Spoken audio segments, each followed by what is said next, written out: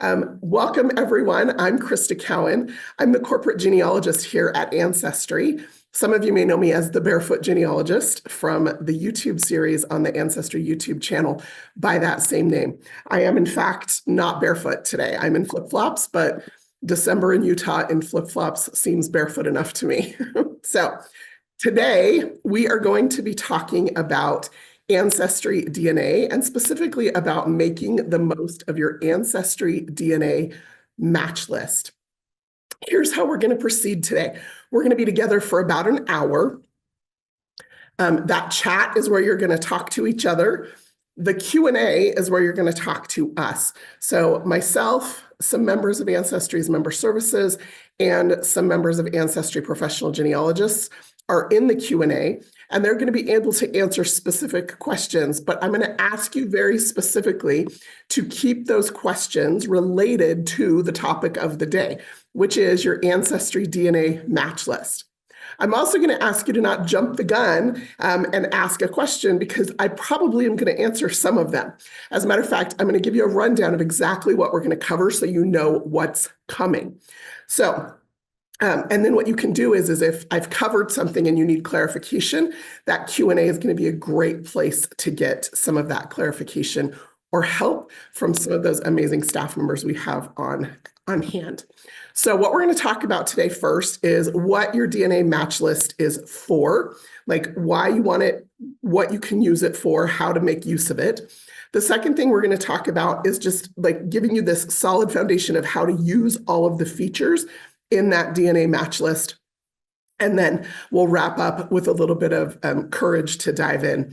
Now, before we do any of that, I do want to just do a quick poll. So I need you to, on your screen, just let me know whether or not you have already taken an Ancestry DNA test. I just need to know who we're talking to. Like, have you taken a test already with Ancestry? Have you not taken a test yet? And you're just here because you're curious and you want to understand it a little bit better. That's useful information for me so that I can make sure I tailor our time together. Again, that poll should have popped up on your screen. And if you want to just click, yes, you've taken a test, or no, you've not yet taken a test, that would be super helpful for me.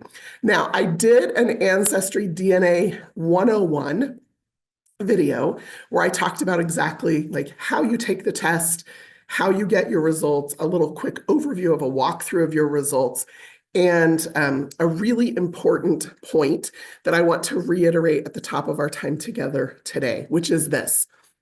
If you've taken an Ancestry DNA test, you're going to want to go into your account settings and then into your DNA and make sure that your DNA is attached to your family tree.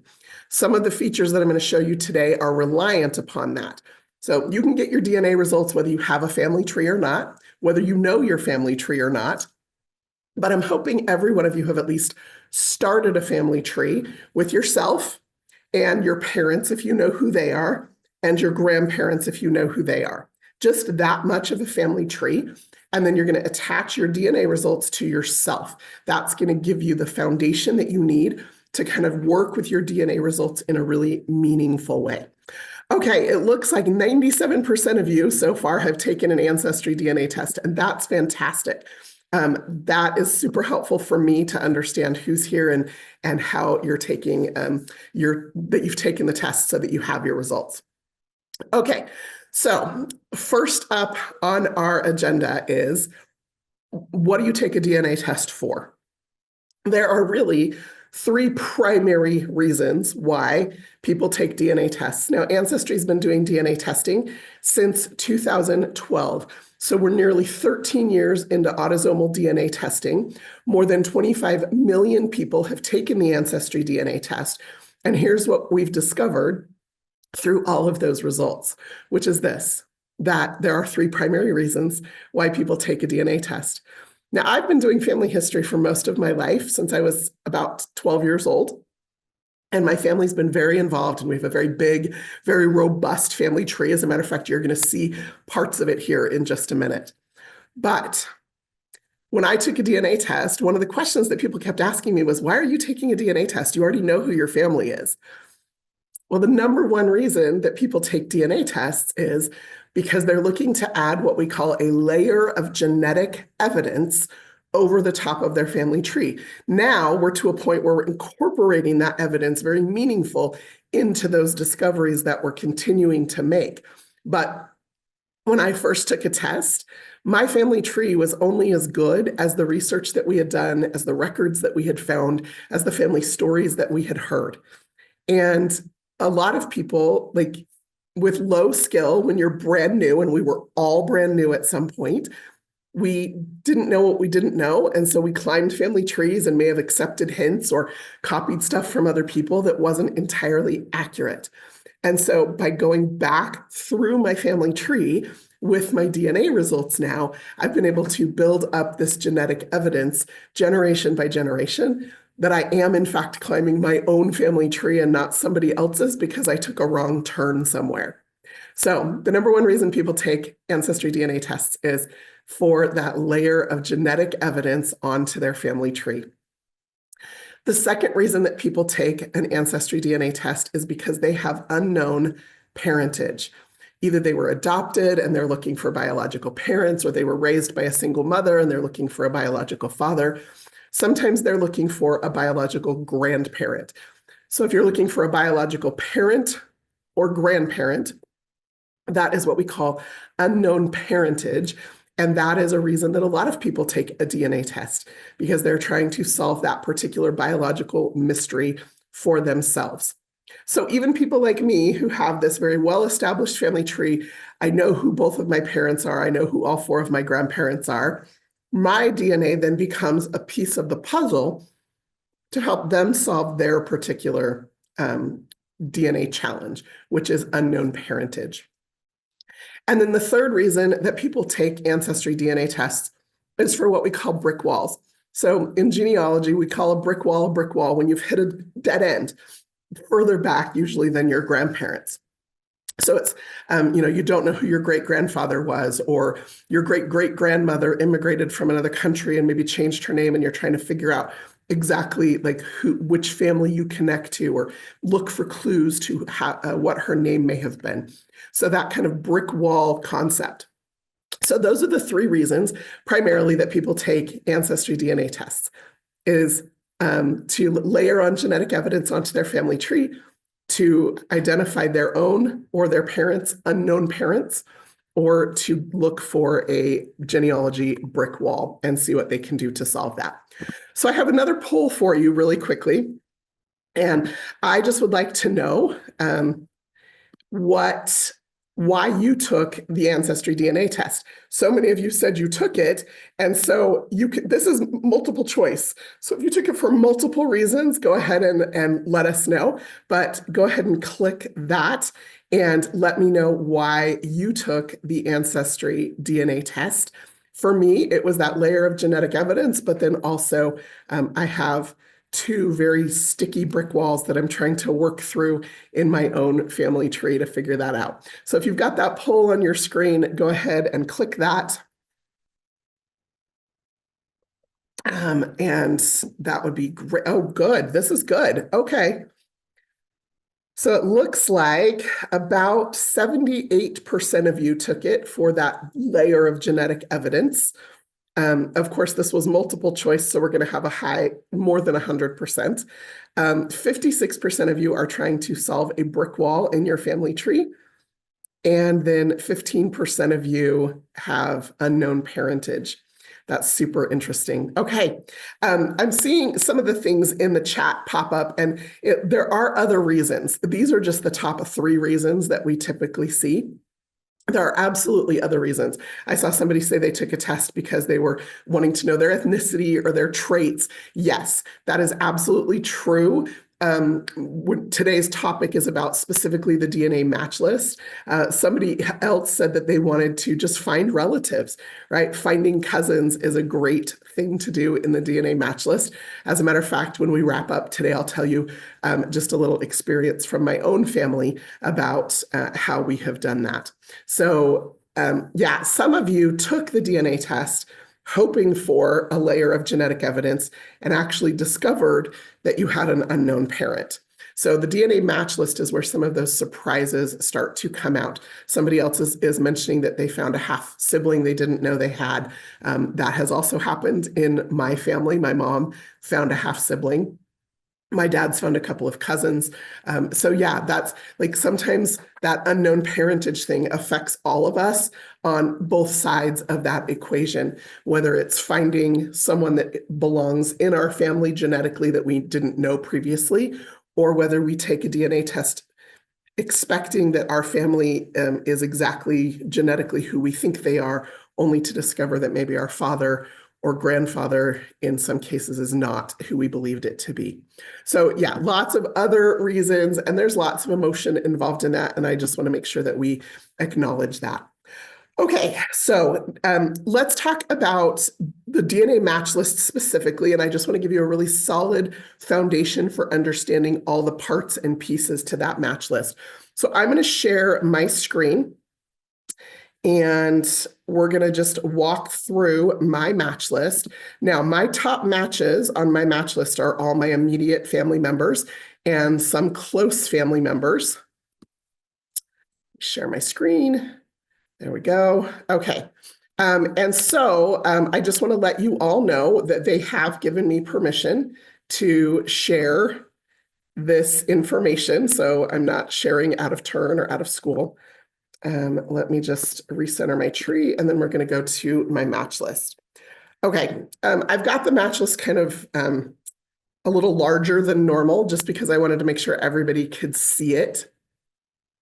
So this is my AncestryDNA match list. And across the top here, you get here by going to your DNA menu and then going to matches. And across the top here, I can access my summary or my DNA homepage. I can access my origins, which is the ethnicity and the regions and the journeys that you're connected to. And then traits, of course, is over here. So from this page, I can access any of the parts of my DNA results. But today, specifically, we're going to stay focused on this Matches tab. Just below that navigation bar is another navigation bar. This pertains specifically to your match list. So I'm right now on the all portion. There is also by parent, by ancestor, and by location. So before we dive into the match list, we're going to go through each of these just briefly. So by parent, Ancestry has a technology that we've developed called side view. And side view allows us to look at your DNA and your DNA matches. And based on all of that information, we can tell like which side of your pair of chromosomes that these people match on. So every one of us have 23 pairs of chromosomes. In each pair, we got one from mom and one from dad. However, your DNA doesn't come labeled in your body, mom's side, dad's side. All we know is that there are two sides, hence side view. We're looking at the sides, a view of the sides of your DNA. And so when you first get your DNA results, those sides are just going to be labeled parent 1 and parent 2. Now, there will also, if you keep scrolling down, be some matches that are labeled both sides. So that means that this person matches you through both your mom's side and your dad's side. Let me just alleviate some fears right off the bat. That does not mean necessarily that your parents are related to one another. The people that I match, about half of the people that I match here are my parents' children and grandchildren, right? Like descendants of those two people are going to match me on both my mom's side and my dad's side. Sometimes it's because my mom matches their mom and my dad matches their dad.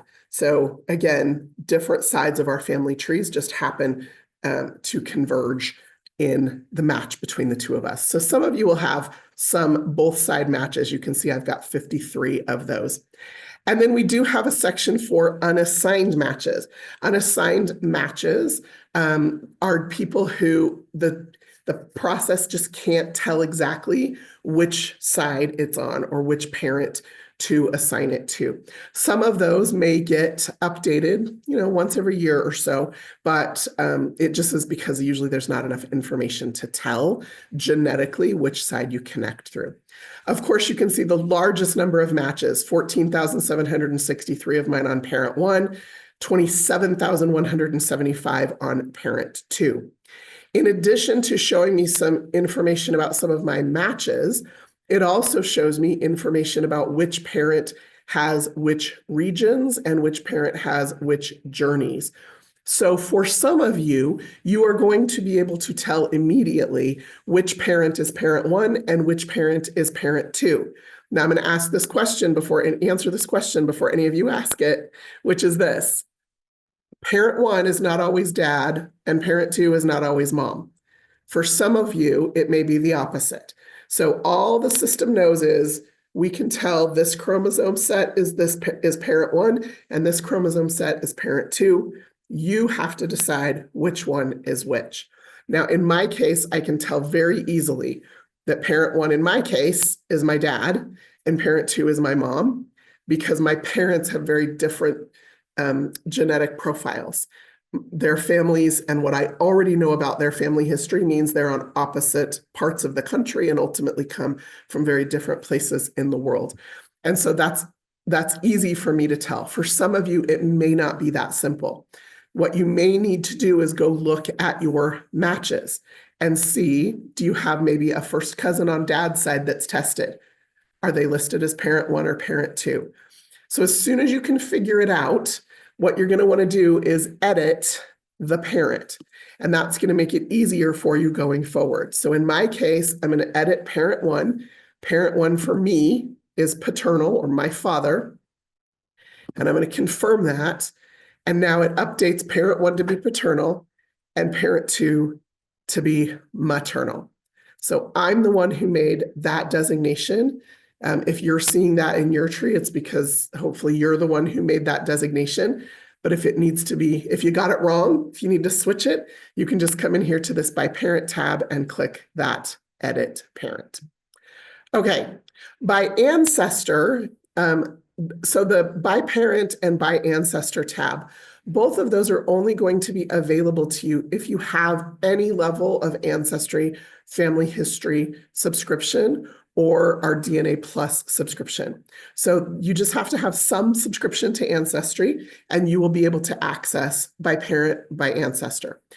Everybody, whether you have a subscription or not, just by nature of taking an Ancestry DNA test, you will have access to your full match list. But these additional by parent, by ancestor tabs are only going to have populated information for you if you have a subscription. So by ancestor is what we call through lines.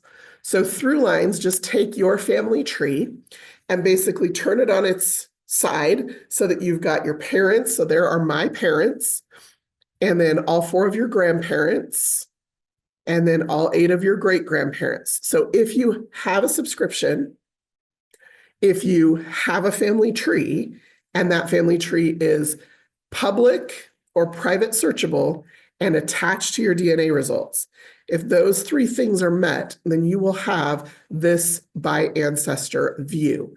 And basically what it does is we take your DNA matches, and any of them that we can figure out probably are descendants of this person, we put them into a group under that particular ancestor. So you can see here, 14 of this particular great-grandfather's descendants have tested, match me, and have a tree attached to their own DNA results. And so they get clustered under this particular ancestor. And that's true of every one of these individuals. As you get further down in your family tree, depending on where your tree stops, you're going to see these boxes change. Now, I have a lot of family tree data, and so all of my boxes, all 16 of my great-great-grandparents, all 32 of my 3 times great-grandparents, right? All 64, nope, not all 64 of my 4 times great-grandparents. So as soon as you see something with a dotted line around it and a green icon, what that tells me is this person is not in my family tree. So everything so far has been in a white box with either a pink head or a blue head. These dotted line boxes with a green head, that's telling me this person is not recognized as the person in my family tree. So it's telling me there's some opportunity to explore some additional information based on my DNA matches. Now, through lines goes all the way up through 5 times great grandparents. And 5 times great grandparents for most of us, depending on how short or long the generations in your family are, typically going to be in about the mid 16 or 1700s rather. For some of you, it may be a little earlier. For some of you, it may be a little later. But that's going to be typically about where we're going to hit that outside limit of what autosomal DNA can really help us solidify as far as genetic evidence in our family tree. So those are my, what we call through lines or by ancestor view. I could click through to view any one of them, and I'll do that just so that you can see what it looks like. We're going to scroll back up here to my great grandfather on my dad's mother's side of the family tree. And what you're going to see that it does is takes it a little bit to render this, especially because I'm on Zoom and probably all of you are following along with me on your computer. So we're just going to let it run for a second. But what it's going to do is it's going to show me Victor, who is my great-grandfather, and then it's going to show me a list of all of his children who have descendants who've DNA tested. And that's and that match me. And that's what I'm looking for is, are there multiple children in a family that have DNA tested descendants that all match up to him? I'm chewing up the internet here, and it looks like you probably, I'm chewing up my internet bandwidth, and you're probably all on as well. So it's not always going to load.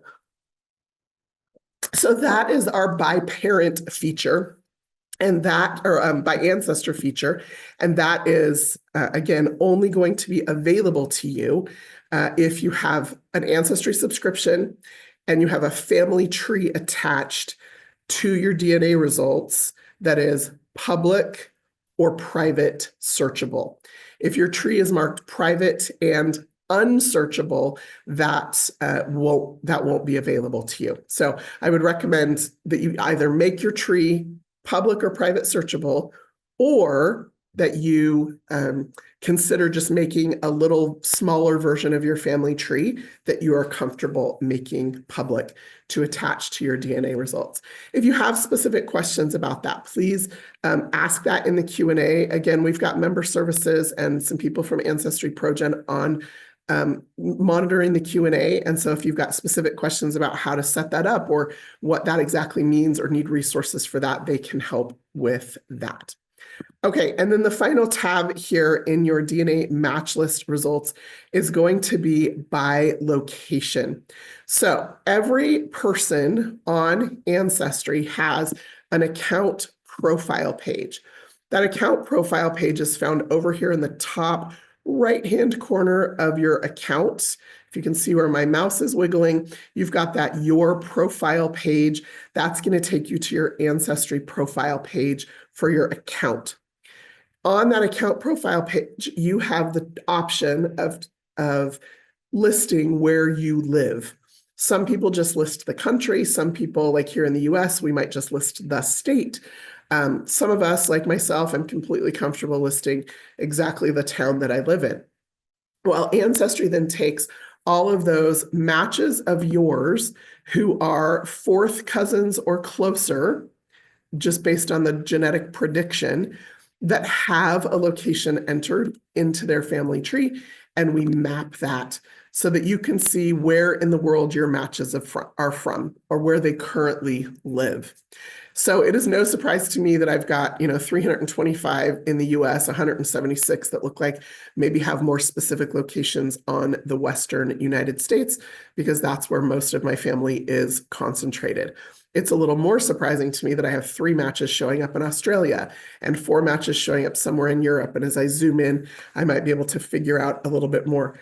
So for some of you who just like to find cousins and maybe connect with them, particularly if that cousin happens to live in a place where your ancestors lived, that they're still there, that might be a valuable connection for you. So that's the overview of these particular tabs. We're going to spend the rest of our time together diving into the all match list. As you can tell, my voice is not doing fabulous, and so I apologize if my drinking of the tea and sucking on the things to keep me from coughing bothers you. Okay, so on your DNA match list, this is where, now that I've assigned parent 1 and parent 2, it's going to tell me exactly which side this particular match comes from. Now, in my case, I have tested all of my immediate family members. So I have tested both of my parents. I have tested all 4 of my siblings. So they're going to show up as both sides, right? Because they match both my parents. We've tested my uncle and aunt on my dad's side, my aunt on my mom's side. We were able to test my grandmother before she passed. And so we have her information. And then all of my first cousins on both my mom's side and my dad's side have tested. And so for me, I know who all of these first people are. But if I didn't, if you don't, that's where this starts to become kind of exciting, where you start to make new discoveries right away. The higher on your match list a person is, the more closely related to you they likely are. So that's the first thing you need to understand, especially if you're brand new to family history. If somebody is showing up at the top of your match list, you are related to them, and you are probably very closely related to them. Now, there are some populations of people where there's not a lot of people who have DNA tested, and so the amount of shared DNA might be less, but we're going to look at that so that you can understand exactly what it means and what it is that you're looking at. In this case, I match my parents at over 3,000, what we call cm or centimorgans of DNA. And what that's showing me is just the amount of DNA that the two of us share. In this case, 50%. And that is always going to be the case between a parent and a child. Parents and children share exactly 50% of their DNA. And based on your self-reported age and your self-reported gender, when you activate your AncestryDNA test, we will tell you what we think this relationship is. In this case, Ancestry, because I share 50% of my DNA with this individual, they know, based on his age and gender and my age, that he is my father. And so they give me that information. They know that she is my mother. And so they give me that information. So for some of you, that may be the first place where you start to make some discoveries. You may find a parent you didn't know you had or that you were looking for. You may find a child you didn't know that you had or were looking for. Those are going to be the people usually at the top of the list. This next category of matches is what we call full siblings. Now, full siblings also share about 50% of their DNA. But if you watched my first video about DNA, AncestryDNA 101, and if you haven't, I recommend you go do that after we're done here. I explain about the random inheritance of DNA. Full siblings do not have identical DNA unless they are identical twins, which means that they're going to have a range of DNA kind of around 50%. So here are my 4 full siblings. And you can see that this particular brother and I share about 2,711 centimorgans of DNA. And this brother and I share 2,581 centimorgans of DNA. and the other two siblings are somewhere in between. So it's a range, but we can tell based on the amount of shared DNA that these are my full siblings. And again, based on self-reported gender, Ancestry will label this relationship as either a brother or a sister.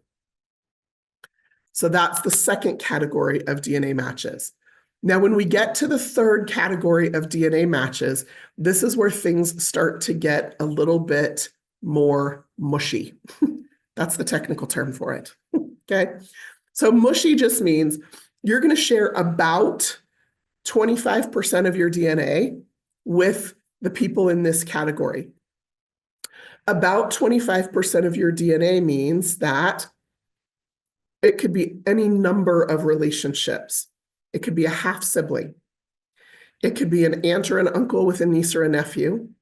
It could be a grandparent with a grandchild.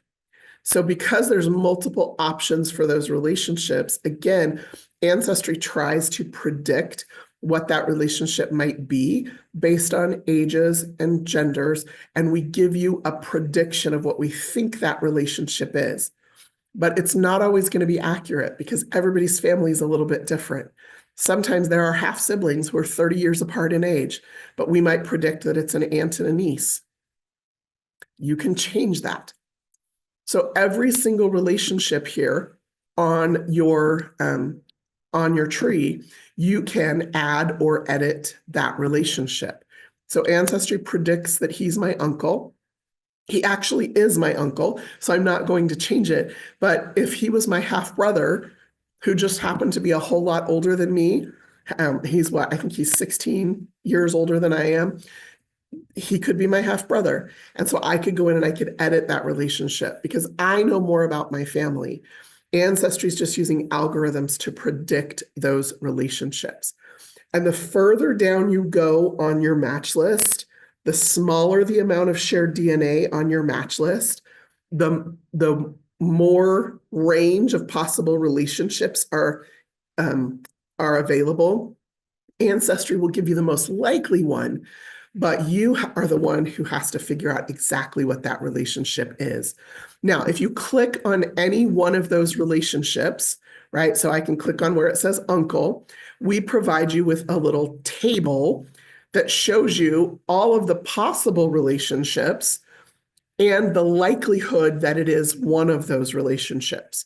So in this case, for my Uncle Brad, Ancestry has predicted that he is my uncle, again, based on shared DNA, self-reported gender, and self-reported birth year.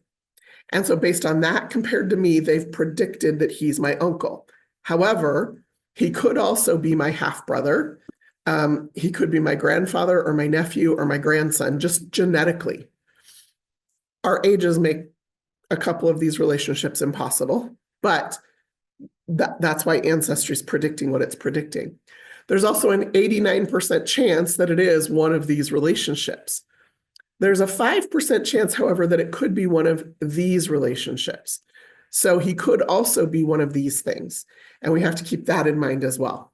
There are some things we can immediately rule out because he's too young to be my grandfather, and it's impossible for him to be my grandson based on his birth year and my birth year.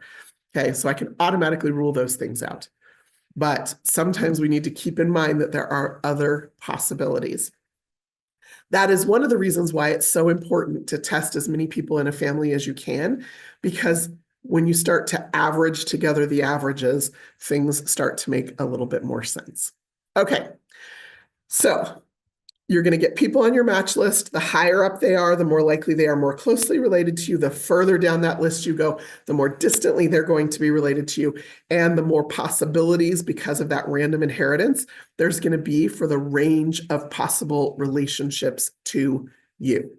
You can add or edit that relationship at any time like Ancestry gives you their best prediction based on shared DNA, age, and gender. But if you know differently, you can go ahead and update that information.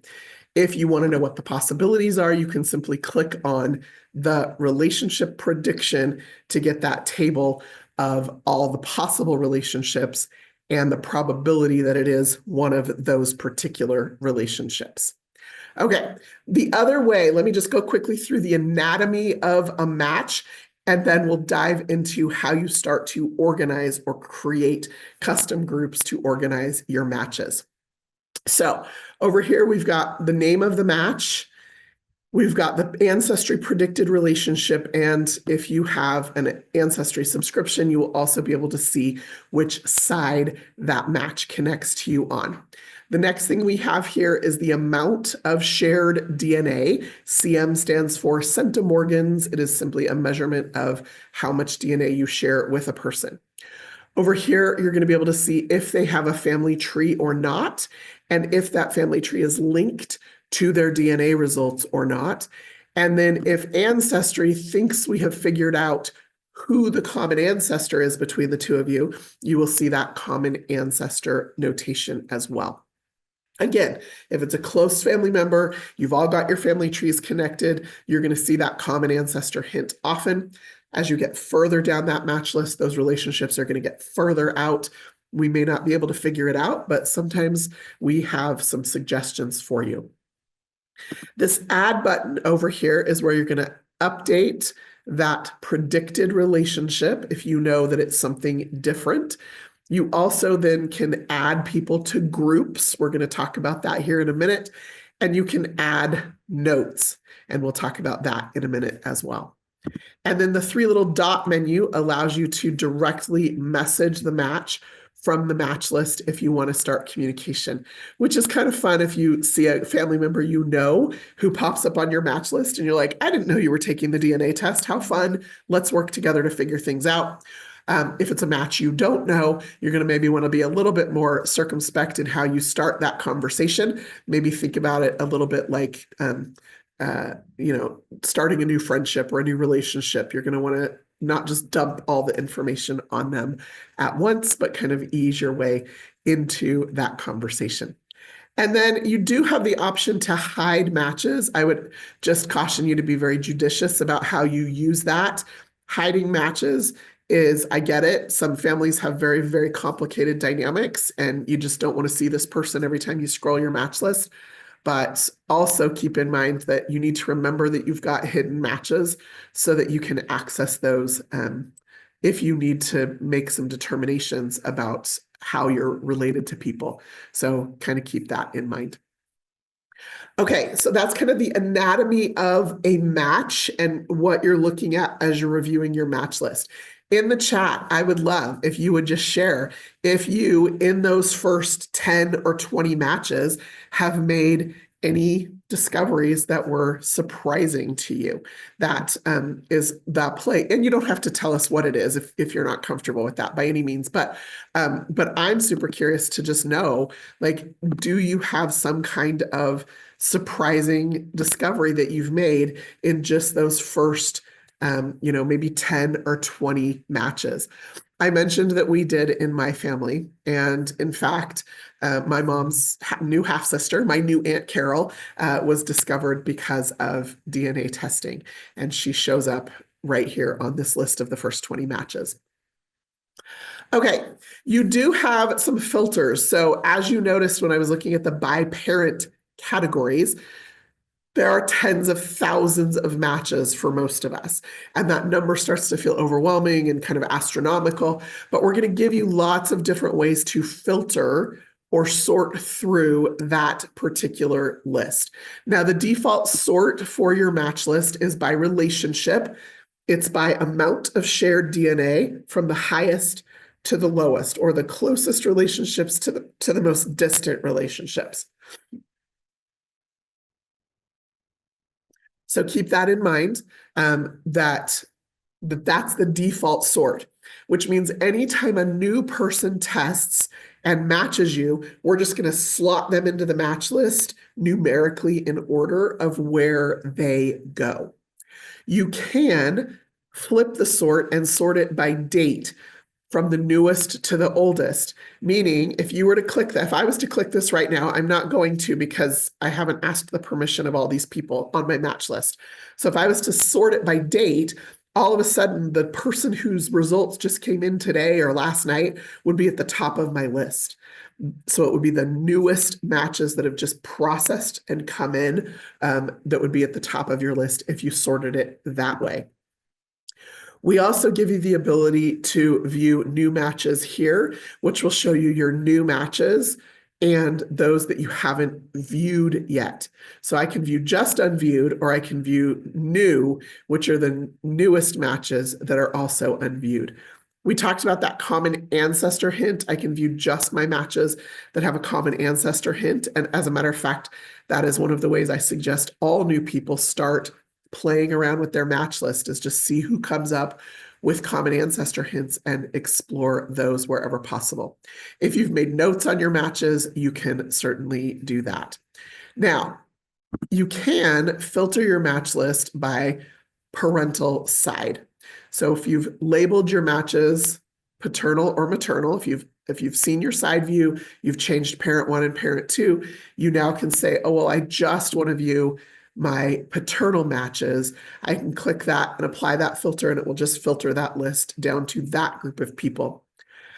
These filters are also, you can combine them. So I could say, show me my paternal matches who are new, or my maternal matches who are new, or just my paternal matches who are unviewed, or like, so you can play around with all different combinations of filters to get to a workable list of people that you're interested in. This is particularly important for those of you who are working your DNA match list to solve a brick wall, because that's going to become kind of the filters that you use to do that. So those are the filter options and the sort options. We also have the ability for you to search your match list, and searching your match list allows you to search for a particular person that you might know in your family tree that has tested. Keep in mind that what you're searching when you search for match name is their real name or their username. So if they've used some obscure username on Ancestry instead of their real name, it might be a little difficult to find them. You can also search for surnames in trees. So if you're looking for a particular set of matches with a brick wall, you can search for them. Just look and see who has that surname in their family tree. Of course, keep in mind, not everybody with the same last name is related to each other. And you could have a Cowan on one branch of your family tree, and they could have a Cowan on your other branch of their family tree. And that might not be how you're actually related to each other. So keep that in mind as well, but certainly something to explore. Okay, so for our last 15 or 20 minutes here, I want to dive in specifically to creating custom groups. And we're going to use my family tree to do that. So we talked about already how Ancestry can split your matches between parent 1 and parent 2, and then you can determine which parent is paternal and which parent is maternal. And so automatically your matches are already split by Ancestry into 2 groups, paternal groups, maternal group. The question is then, do you want to split it further? Every time you do, you need to be thinking in multiples of that, right? So my next option would be to split it into 4 groups. I could create 4 groups so that I could split my matches into matches related to me because of my grandfather, matches related to me because of my paternal grandmother, maternal grandfather, maternal grandmother. So I could create 4 groups. My next option would be to create 8 groups. And then my next option would be to create 16 groups. I would not recommend going beyond 16 groups because you start to get too granular and the groups start to become a little bit overwhelming. I personally have decided to use the 8 group option. And here's the purpose of the groups. The purpose of the groups is just to start sorting your matches. Let me give you just a little example of why that might matter.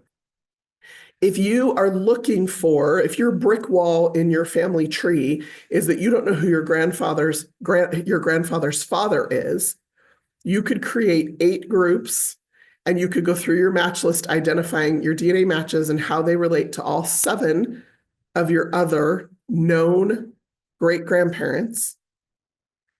And then the ones that are left over are going to be that group that is going to help you figure out the identity of that mysterious great-grandfather. So that's one of the purposes of grouping your matches, is you're looking for the leftovers so that you can solve the mystery. For those of us who are just looking for a layer of genetic evidence, what we're looking for is, do I have DNA matches that connect me at every generation walking back in my family tree? For some people, it's, I want to be able to group my matches so that as soon as somebody new shows up on my match list, I can look at the shared matches I have with them and immediately know, because I've got custom groups, exactly which group of people they also match, so that I know where in my family tree to be looking for that particular connection. So custom groups are a really great way to sort your matches. They're already split paternal, maternal. So you have to decide, this is kind of like a beginner decision. Am I going to create 4 groups, 1 for each grandparent? Am I going to create 8 groups, 1 for each great-grandparent? Or am I going to create 16 groups, 1 for each great-great-grandparent? Okay, so that's kind of the decision that you get to make at this point in your family history journey. Now, I mentioned I have chosen to do 8 groups, and here's how I set my groups up. I decided to use the colors of the rainbow: red, orange, yellow, green, blue, indigo, violet, pink. 8 colors, and it's in an order that I can always remember, so that I always know red is my top of the line great-grandfather, orange, yellow. And then what I did personally, and this, you don't have to do this, but this is just what I did in my tree so that I could kind of keep track of that, is I just entered a little emoji in the suffix field that matched that color, so that I always had this quick visual representation. Now I've got it memorized. I don't even need the emojis anymore, but when I was getting started, it was super useful to have that color coding in my tree as I was working with my DNA match list. So we're going to set up some custom groups for my ancestors, and we're going to do it based on this color code, based on my 8 great-grandparents. So my first one here is Red. His last name is Cowan. His parents are a Cowan and an Inman. So I'm going to come back over here to my match list. I'm going to create a group.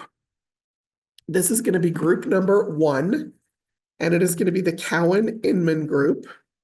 And I am going to make this group red. And I'm going to click Create Group. And now I have this first custom group that I've just created. Then I'm going to create a new group, and it's going to be group 2. And it is going to be the Noack Cadets group. So 2 is going to be Noack Cadets, and it is going to be orange. See what's happening? So I'm just going to work my way down my family tree, and I'm going to create 8 custom groups, 1 for each great-grandparent. Mulliner Willis is going to be number 3, and it's going to be yellow. Mulliner Willis is going to be yellow. And then we're going to create group 4, and I'm going to create 8 groups. 4. If you're following along with me, right, on your own computer, I'm curious to know in the comments if you have a preference. Like, if you've already created groups, or if you're going to recreate your groups based on this particular pattern. Like, lots of people have different methodologies for doing it. This is just mine. Woodruff Nickum. It's going to be group 5. And that's going to be blue. And then group 6 is going to be. So the idea is that I am just creating an organizational system, or a discovery system for myself, so that I can find these matches later. Red, orange, yellow, green, blue, indigo, violet. It's going to be Lawrence. Nope, it's going to be Kerr-Neely. Kerr-Neely.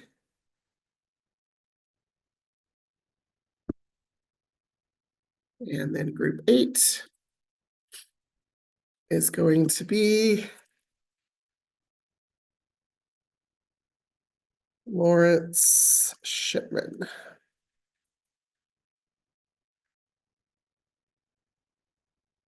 Is going to be pink. Okay, so I've got all 8 of my groups created. And again, this is based on my 8 great grandparents.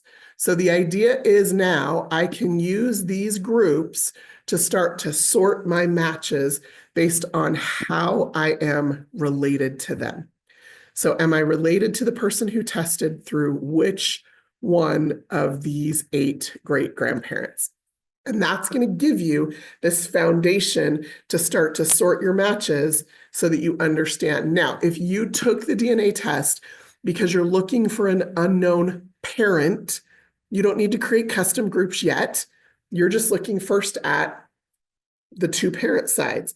And what you're trying to figure out is, okay, I've got 2 parents. Could I break it into 4 grandparents? Could I start to break them into groups? Your groups aren't going to have an order or a meaning because you might not know which side is mom's side and which side is dad's side yet.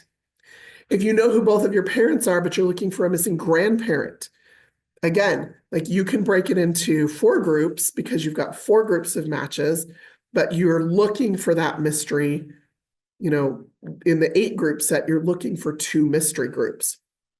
So think about what it is that you're trying to solve with your DNA results, and then what groups do I need to create in order to facilitate that particular discovery. I'm going to give you permission right now, if you've already played around with groups before, that if you need to just delete your groups and start over, there is nothing wrong with that. As a matter of fact, one of my favorite DNA educators is Diane Southard, and she frequently talks about blasting away your groups and just kind of starting over. She uses groups as discovery tools, not as filing cabinets. And that kind of freaked me out when I first heard her say that, but it makes perfect sense. That idea that we can then use these groups to make discoveries. Ultimately, that's what I'm doing as well. I just have a little bit of a different methodology for doing that. So think about what it is that you're trying to solve with your DNA, and then how you can set up your groups to help you do that in the best way possible. And if you need to delete all your groups and start over, you can certainly do that. Okay, so then as I decide to assign my matches to groups, here's what that looks like. So my dad, here's my dad, is related to me through all 4 of these people, right? So he goes in all four groups. So I'm going to add him to group 1, 2, 3, and 4. And you'll notice that as I click those little plus signs to add him to the group, those numbers show up right here on the match list. So now every time I'm looking down my match list, I can see exactly what group these people belong in. My mom matches me because of groups 5, 6, 7, and 8. And so now she has those groups. My siblings are going to be in all 8 groups, right? 1, 2, 3, 4, 5, 6, 7, 8. I won't do all of my siblings, but you get the idea.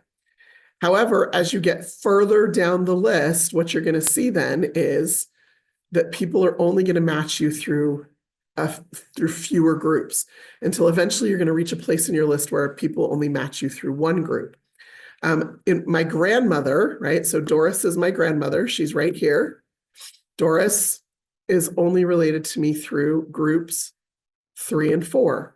So when I add her to a group, she gets added to group 3 and group 4, and that's it.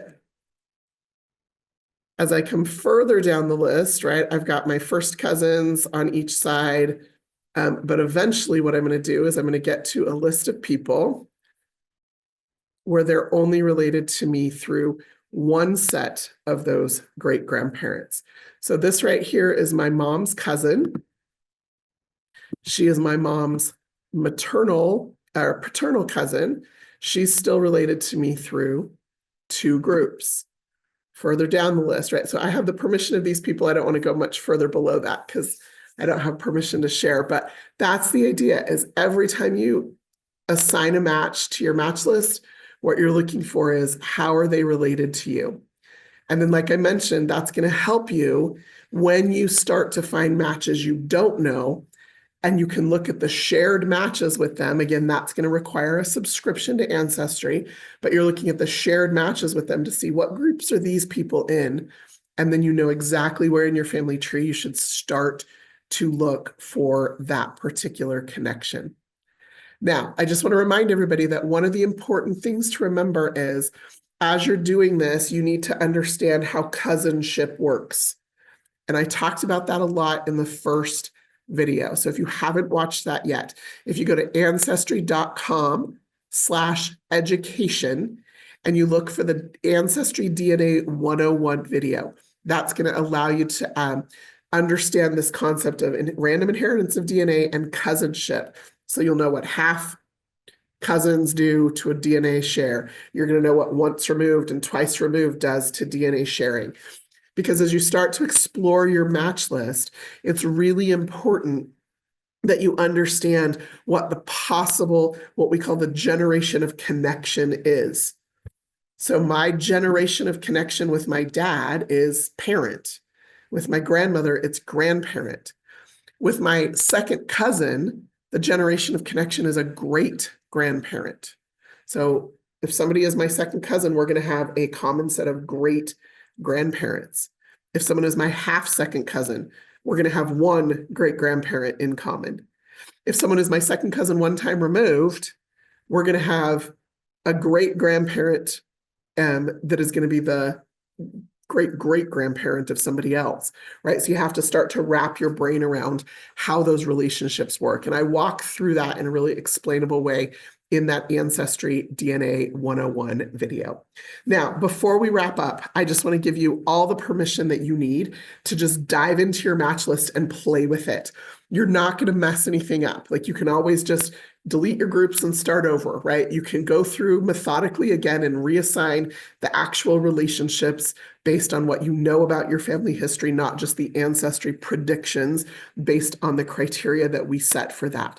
You can add notes to your matches. You can go through and do that. And when you add those notes are going to show up right here on this match list, right? This is mom's paternal first cousin, right? I can add that right here on the match list. And now that information is always just right there in front of me as I'm scrolling through my match list or looking at shared matches.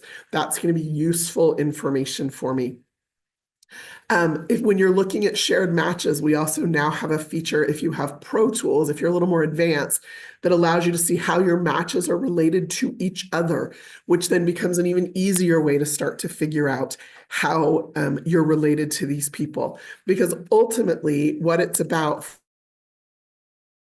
one of the things that I talked about at the beginning, you're trying to just layer genetic evidence on. Have I been climbing the right family tree?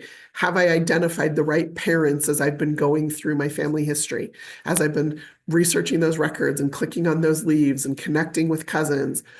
If I'm looking for unknown parents, this is going to give you exactly what you need to be able to do that.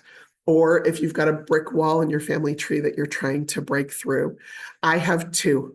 One of them is through John O'Brien, who's on my mom's side down here, and one of them is through my dad's side up here on my Cowan line. Those are my two biggest brick walls. They're both in Ireland, not surprising at all, but I now have clusters of DNA matches that I've been able to group together. I haven't figured out yet how they fit into my family tree, but I know that they're related through this branch of my family tree because I've sorted all the rest of my matches. And I can see very clearly they belong in this group of people. I just have been working on building out those family trees to make those connections. So I hope you feel confident that you have the permission to just explore and play with this a little bit. There are so many more things you can do with your match list. I'm sure there will be questions that didn't get answered in the Q&A that I would love to answer additionally. Some of you follow me on social media and you see some of the things that I post about ways I use, for example, the star. Like I only star people once I've figured out exactly who they are and how they fit in my family tree, and I've put them in my family tree.